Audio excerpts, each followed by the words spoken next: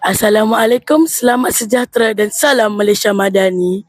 Hai, anda semua bersama kami, wartawan cilik TVPSS Delima. Episod kita kali ini adalah tentang Hari Deepavali yang akan disambut oleh kaum India yang beragama Hindu. Pada tahun ini, Hari Deepavali disambut pada hari Isnin bersamaan 20 Oktober 2025. Wah, cantiknya, berwarna-warni ya penonton semua. Inilah keistimewaan sekolah kami. Selain mempunyai kepelbagaian kaum di sekolah ini, kami juga dapat mengenali kepelbagaian budaya yang berbeza antara satu sama lain. Terima kasih saudari. Saya sebenarnya tidak sabar nak menyambut Hari Deepavali.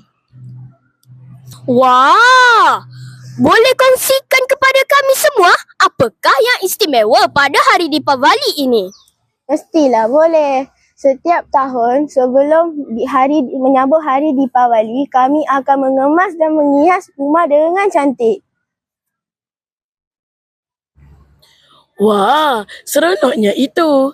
Bagaimana dengan juadah istimewa pada hari Deepavali? Pada Hari Deepavali, ibu selalu menyediakan pelbagai makanan tradisional yang lazat. Termasuklah manisan India seperti laddu, murka, halwa dan omo podi. Wah, pasti sedap kan? Boleh berikan ucapan sempena Hari Deepavali ini? Boleh. Saya murid SK Bakri Batu 5 ingin mengucap selamat Hari Deepavali. Deepavali Waltukan. Terima kasih anda semua. Sekian dahulu untuk episod kita pada kali ini.